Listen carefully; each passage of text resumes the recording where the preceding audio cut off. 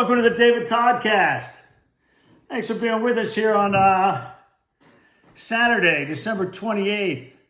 And it is like you could walk outside right now. You might think it's a beautiful spring day before the leaves come out in the trees in May, because it's about 65 degrees. And you can walk out with your sunglasses and your fedora and have a drink with an umbrella in it, and enjoy as good a day as you're going to have in Pittsburgh on December.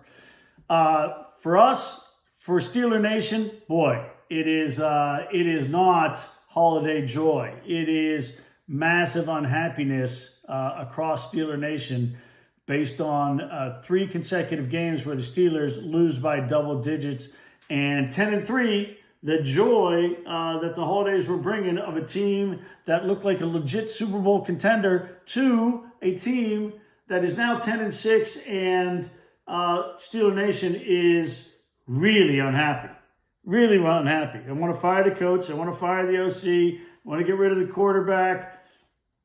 Everything's a disaster. And, well, look, this is the kind of stuff that, for me, being a Steeler fan for 55 years and going to Steeler games, I think virtually every one of the seasons since 1970, I'm always a little amazed at how angry and upset Steeler fans get when things go, the wrong direction. And they have certainly, unquestionably, gone the wrong direction the last 3 weeks. But we got to come back to the bigger picture here, man. Let's get this thing centered a little bit before we take it completely off the rails. This is a team that is 10-6. This is a team that has been favored in 8 of those 16 games, yet they've won 10. This is a team where everybody knew the front half of the schedule was the easy part of the schedule, and the back half was going to be a bear. And guess what? It is. And this is a team that has been a heavy underdog on the road to Philadelphia, to Baltimore, and then a small underdog at home to Kansas City, and they lost those 3 games. And Steeler Nation is it's not in mourning. It's not in mourning, because usually you save mourning for death. And death has not come to the Steelers yet. Although, man, you would think from what I see that death, if it ain't dead, the body is cold and there's not much of a pulse. But again, maybe my views are skewed a little bit, as I say, kind of on a weekly basis by a lot of the stuff I read on X. But my friends who I think are they are unhappy as well. Everybody is unhappy with where the Steelers are. There's no question about that. I got a lot of bigger picture things I'd like to get into. I just cut this recording one time already, one cut, and that's it. Everybody knows the rules. And guess what? The old iPhone kicked out on me. So if it kicks out again on me, and I sit here for another 30 minutes and rip one off, there will not be. You'll get 10 minutes of the first podcast effort, and that'll be it. But let's talk about a couple things about this Steeler team and where they are, because it looks like the Steelers are going to be the number 5 seed in the AFC in the playoffs. Okay, let's take a big picture look at that. Top 3 seeds, top 3 teams in the AFC are, you can put them however you want to put them, but they're 3 really good teams in the AFC, and they're Baltimore, Kansas City, and Buffalo.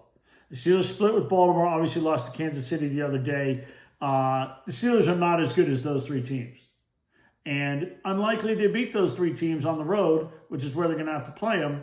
But they did beat the Ravens once this year. And when the Steelers and the Ravens play, anything can happen. The other 4 teams in the AFC that look like they're going to make the playoffs are the Chargers, the Broncos, the Texans, and the Steelers. And you know what? You can seed them however you want. I'm going to seed one of those teams. It's going to be the Texans at 7. And I would prefer, if I'm the Steelers, to play the Texans on the road, maybe than any of the other teams in the playoffs. Would you rather have Denver at home, Bo Nix, a rookie quarterback? I don't want San Diego and Justin Herbert, who are just chewing up the Pats right now in Foxborough. I don't want Justin Herbert in the first round.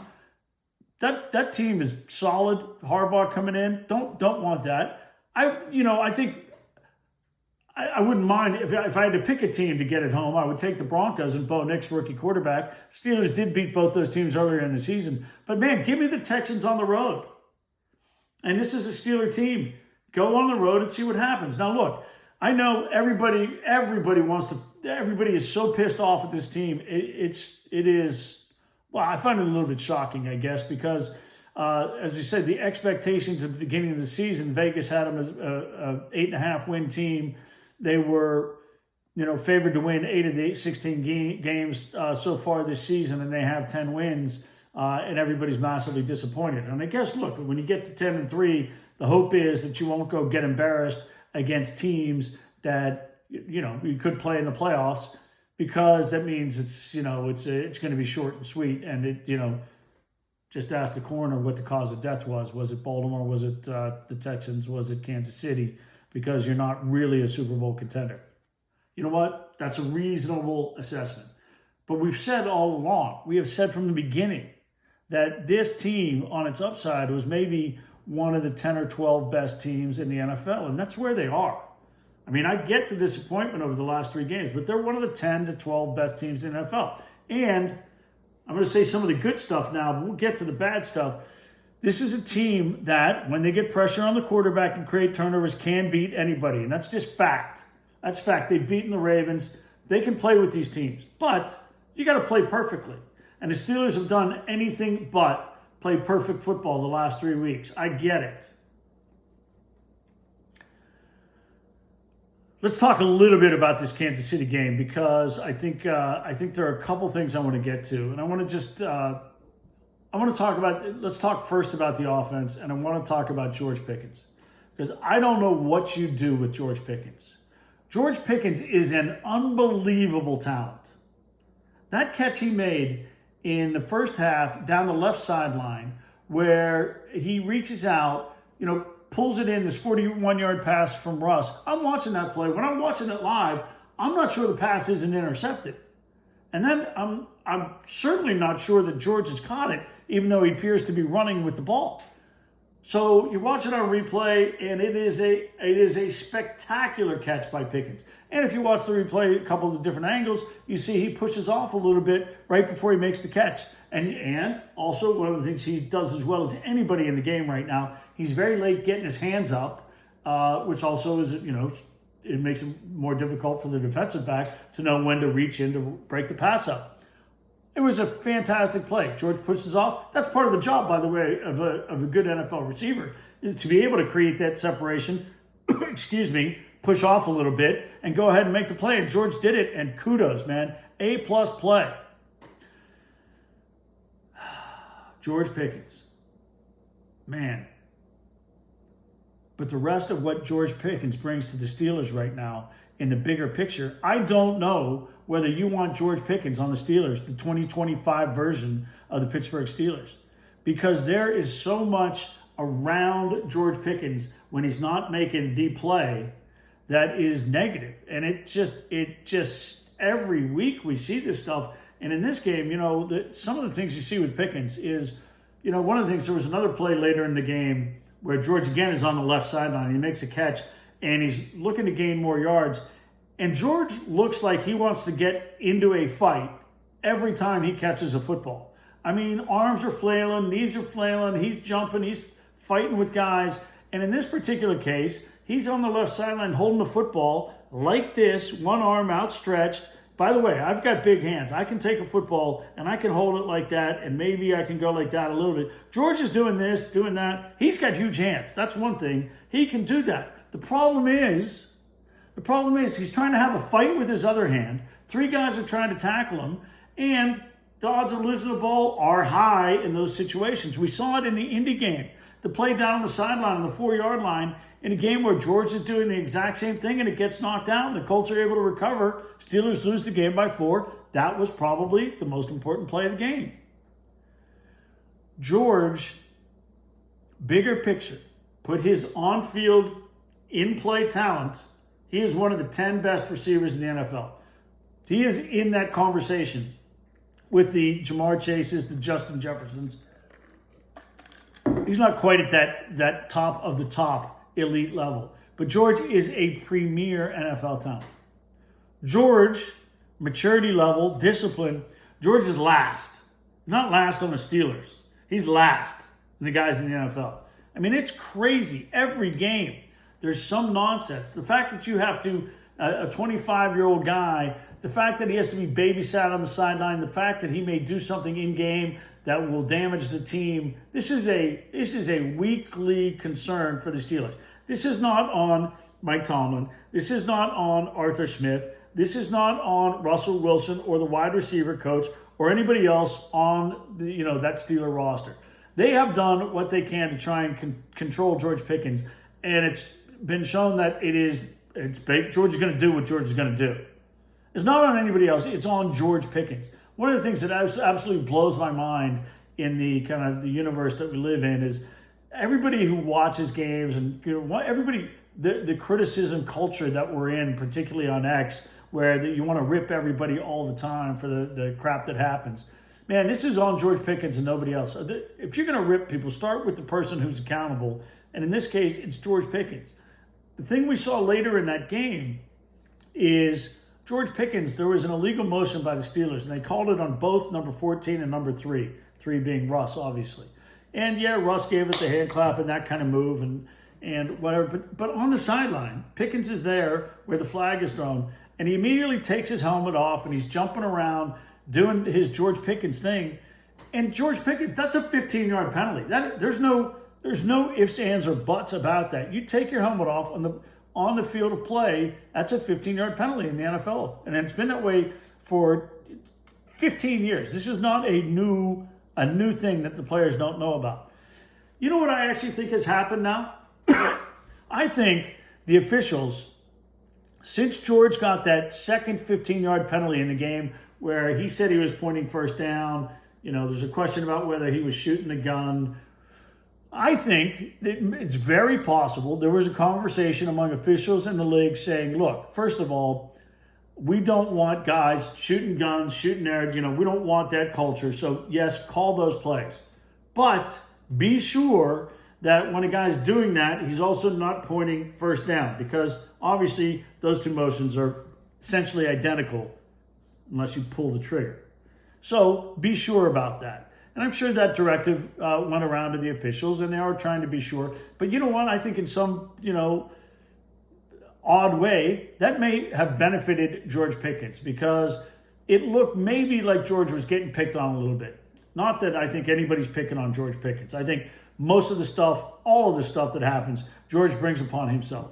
But I do think they did not throw the penalty on Pickens because it was Christmas and it was the game was, I can't remember the exact, I don't know the outcome was decided, but I just don't think they wanted to throw an unsportsmanlike conduct penalty on George Pickens. So he got away with one there. But Pickens, this kind of stuff it's de rigueur. It happens, it feels like it's every week. This is what you expect from George Pickens. Great receiver. Unbelievable. And the Steelers their offensive capabilities are significantly diminished if George isn't there. But, man, I do not know whether you want George Pickens as a member of the Steelers in 2025. Now, it raises all sorts of questions, right? One is it raises the questions of, the Steelers don't have any receivers. You've got Calvin Austin coming back, and Calvin Austin has developed into a solid number 3 receiver. If he's your 3 guy, that's fine. Great if he's your 4 guy. He's a small guy, he's fast, but he can catch some football, and he's tough as hell, and he's a good punt returner. Roman Wilson, Steelers' 3rd pick in the draft.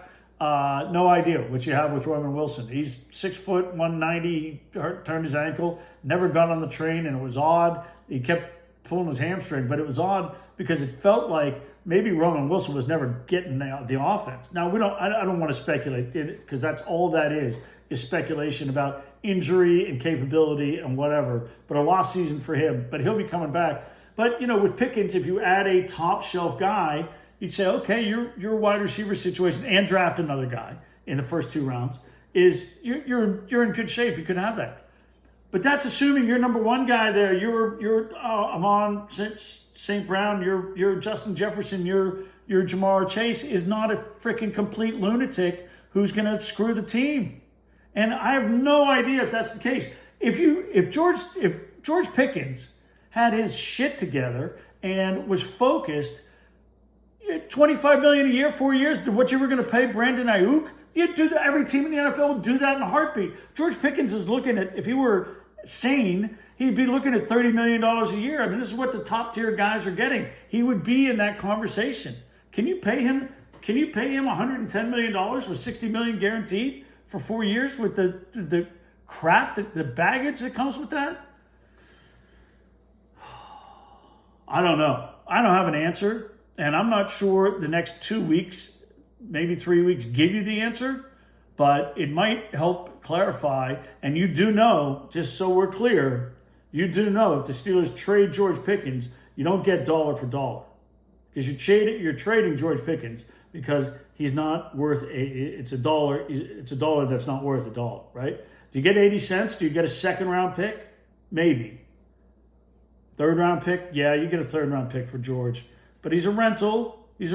So, you're not just, this is rock and hard place, man. This is it. George Pickens, Steelers, rock and hard place about what to do. Okay, so anyway, so there's a little bit about Pickens being an idiot in that game, even though he made another great catch. The fumble thing, or the carrying the ball like a loaf of bread, the illegal motion, losing his mind. Only 3 catches on 7 targets. Wasn't his best day. Steelers need him to be good if they're going to have, even a puncher's chance in the playoffs. Also, offense, Russell Wilson. Okay, Russell Wilson. Look, I've got to check and see. We're recording. Stay with me. So Russell Wilson is the pundits. The pundits are having a field day with Russell Wilson here over the past couple weeks because he threw a couple interceptions. My God, everybody in the NFL throws interceptions. Russell Wilson is the least of the Steelers' problems. And there was a fair bit of conversation about what the Steelers do, who should be the quarterback next year, because they lost 3 games to teams that are better than they are, and George Pickens didn't play in 2 of the 3 games. This is complete nonsense. Honest to God, if you like Justin Fields, great. He's not as good as Russell Wilson. There's not a quarterback out there, depending on how you feel about Sam Darnold, there is not a quarterback that's going to be available next season that is as good as Russell Wilson. Not in the draft that's going to be available to the Steelers, and not in the NFL. So I don't know where this is coming from, but Russ is not the problem. Russ isn't the best quarterback in the NFL. Russ is, probably not the 10th best quarterback in the NFL. He's somewhere between 12 and 16. But you can win with Russ if you put the pieces around. And the Steelers, they can win with Russ. They've won games with Russ. Russ is not the problem. Yeah, Russ made some mistakes. He's going to have to clean that up. But this is the whole conversation about that it seems to have come from, certainly I've been saying 3 years, $100 million. Russ is the quarterback in the near-term future. I'm still 100% on that bandwagon. I'm not getting off that bandwagon because of the interception to Freiermuth. Now let's talk about that play. That's a play I also posted on X about. Here's the situation. George is out on his own on the left. You've got trips right. Freiermuth's running across up the seam. And here's how the play goes. Now, see if you can hold 2 thoughts in your head. You're watching my podcast, the Toddcast, so you're one of the smart ones. I know you can hold 2 thoughts in your head at the same time. One is George is going off the line against McDuffie. McDuffie is an all-pro corner. He is the man, and he stuffs George on the line of scrimmage. Now, I'm not going to kill George for this, but if you're going to be one of the top 10 players in the NFL at your position, even as good as he is, you can't get stuffed on the line of scrimmage. You can lose, but man, you get stuffed and then quit. And that's my problem with George. He quit on the play. He did not fight through this. McDuffie stuffs him. He didn't fight through it to make the play, okay? Huge problem because there's one safety on that side and Freiermuth's coming over. Now the safety, he's got 2 things to think about. They're playing zone back there, what he's doing. He watch the tape. If you watch the tape, I'm going to do it from his vantage point. So this is straight up. Pickens is there. Russ is here. I'm 25 yards from the line of scrimmage, right on the goal line. Here's what I watch. Snap of the ball, watch George. You know what I see? It just takes that long. 1, 2. I'm done watching George. You know why? McDuffie ate him up. My man McDuffie ate him up and he quit on the play. So you know what that means? Everything back here to my right, this whole part of the field, don't have to worry about it. Don't have to worry about it. What do? Turn to look at the quarterback. Russ is looking right my direction. Oh, I look over here. Here comes, Freiermuth, and here comes the football. I don't have anything else to worry about. I'm going to go catch that football. That's about as easy an interception as he's going to make, and he did. It's on Russ. It's on Pickens. It's on them both. It was unfortunate, and the Steelers, as we're learning, as the 10th or 12th best team in the league, if they want to beat one of those teams that's better than they are, they need to play perfect football. They didn't do it. Okay, that's it with the offense. Look, Warren's getting more snaps. I see people just thinking, look, Jaylen Warren is a good back. He runs hard. He does some things well. Najee's also a good back. He's a different kind of guy. Warren has been the better player. He's getting more snaps. He's 4 straight games. He's gotten more snaps. Najee's going to get some snaps. Najee's had some good games this year where Warren didn't play well. Just because Warren plays well doesn't mean he's going to get 100% of the snaps. Again, it's kind of mind-blowing what sometimes the reaction of the fan base that, okay, this guy's doing well, so give him every snap. It's just not going to be there are none of the teams in the NFL, really, almost none of the teams in the NFL have one back that gets all the carries. You look at all the good teams, they got 2 guys, and the carries are split. It's been slightly more to Warren of late, and he's earned them, and he's been the better back. But Najee's going to get carries. Najee's made some good plays. In the Bengal game, he was outstanding. So, again, people want to blame Arthur Smith for this and that. I'm not overly worried about that. The problem with the Steelers' offense right now is the offensive line hasn't been good enough. Russ needs some time. He hasn't had a lot of time. He ran for 50 yards in that game. Those were running for your life plays. Nice to see he still has some mobility. Certainly he's diminished a little bit. He is not Justin Fields on the run, but he's done a decent job of scrambling. But the tackles haven't been good the last couple weeks. They've got to be better. Okay, that's the offense. The defense, couple things about the defense. The job of the defense is to get turnovers and sack the quarterback. That's the job. In this game, the NFL is passing league. And the Steelers, the first half, the first 10, 12, 13 games of the season, they did a very good job of that. They're still 8th in the league in scoring defense. The defense is capable at times. But when they don't do those things, they are Swiss cheese. And I'm telling you, this Steelers secondary is not good. It is not good. And against the Chiefs and Patrick Mahomes, Mahomes is a magician. God bless being alive to watch the guy, because he's a better player than Tom Brady. He may not win as much as Tom Brady, but the things that Patrick Mahomes can do, Tom Brady, the brightest, along with Peyton Manning. Tom Brady, tireless worker, a brilliant quarterback. But the athleticism of Mahomes and also a brilliant quarterback. I think Patrick Mahomes is maybe nobody's going to quite crown him the greatest player in NFL history right now, but he is in the conversation. Certainly, if we're talking about the quarterback position alone, the Steelers' defense is not that good right now. And when you have these elusive quarterbacks, if they aren't getting them on the ground, it's a problem. And we saw Lamar Jackson have his first really good game against the Steelers in basically forever a couple weeks ago. Hurts did some damage, and he's throwing to the 2 best guys in the game. What a tandem that is to cover. We talked a lot about that. In this game, the Steelers' defense looks like they don't know what they're doing. And we've seen it now over and over again. And you know what the common thread is on the Steelers' defense when this stuff breaks down? I'm telling you, number 39's in the middle of the picture going like this almost every time. And what we saw after the game here was something very unusual. Cam Hayward, guy who does not speak without fully knowing what he's saying. He's not going to pop off emotionally. Cam, he's about as smart as they come, and he is the defensive captain.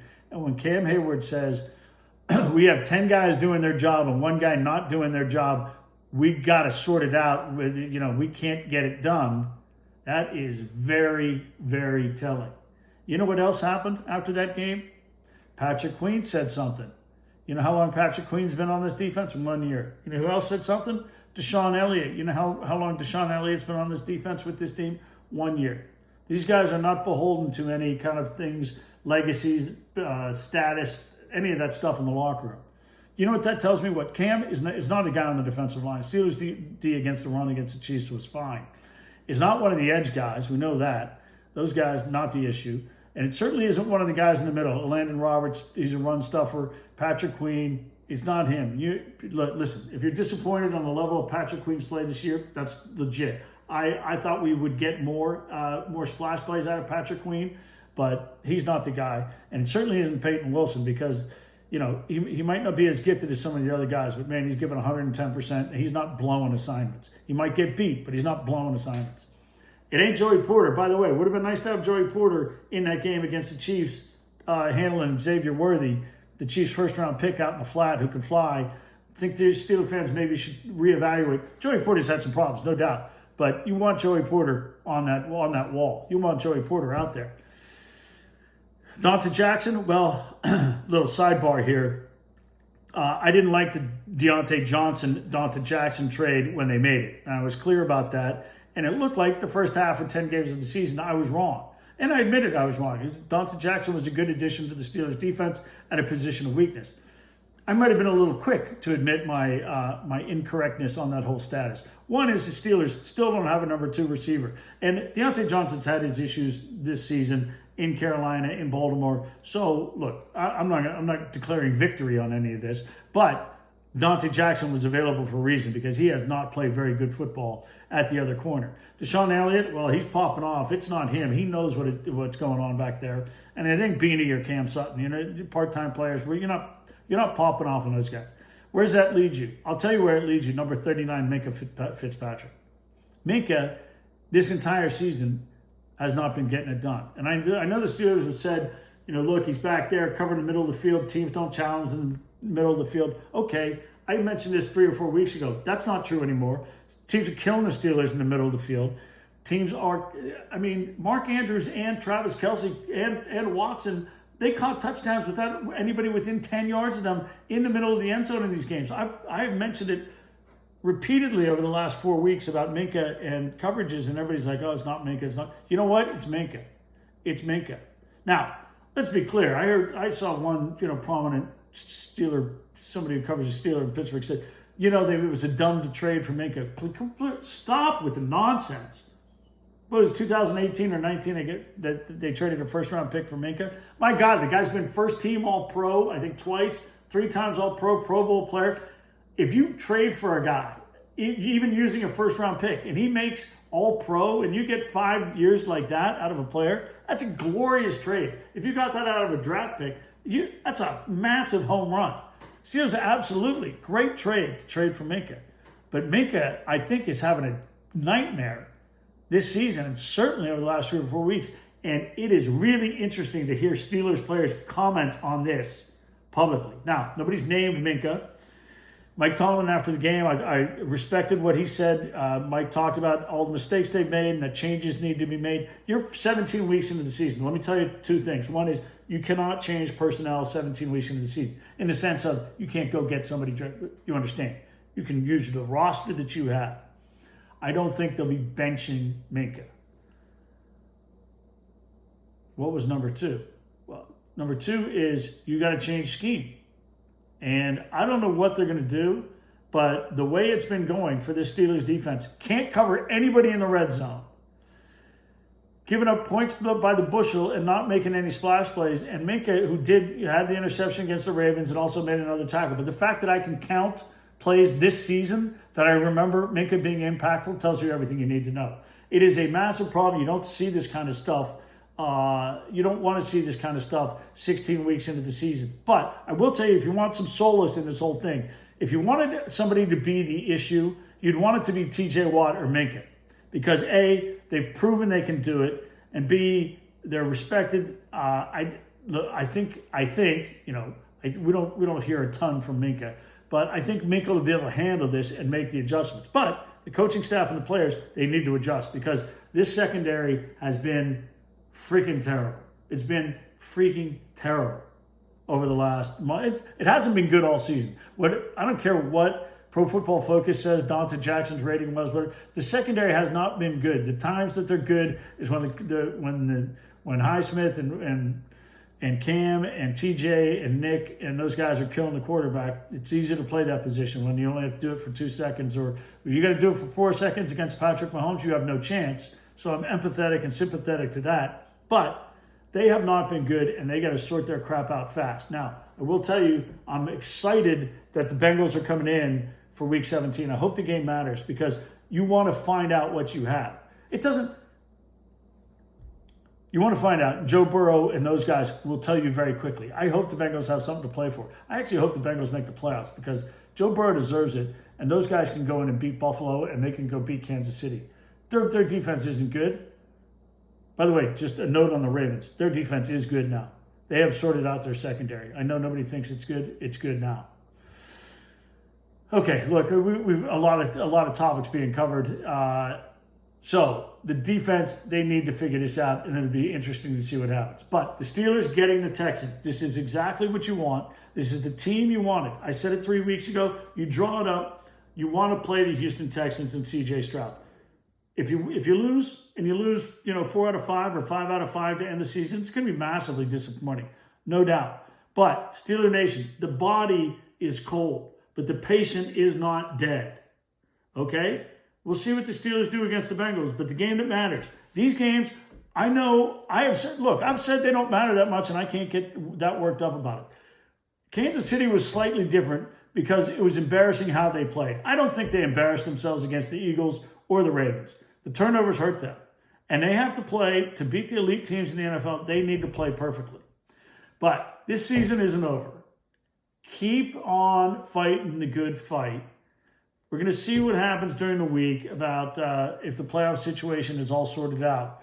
But this is let's not totally throw in the towel on Steelers 2024 and into 2025 quite yet. Listen, I hope you had a great Christmas. Have a fantastic New Year's. I hope this cut took, and I will have it up shortly. Like, subscribe. Please make some comments. Send it to your friends. All that stuff helps me. Happy New Year. Go Steelers. Thanks for listening to the David Toddcast.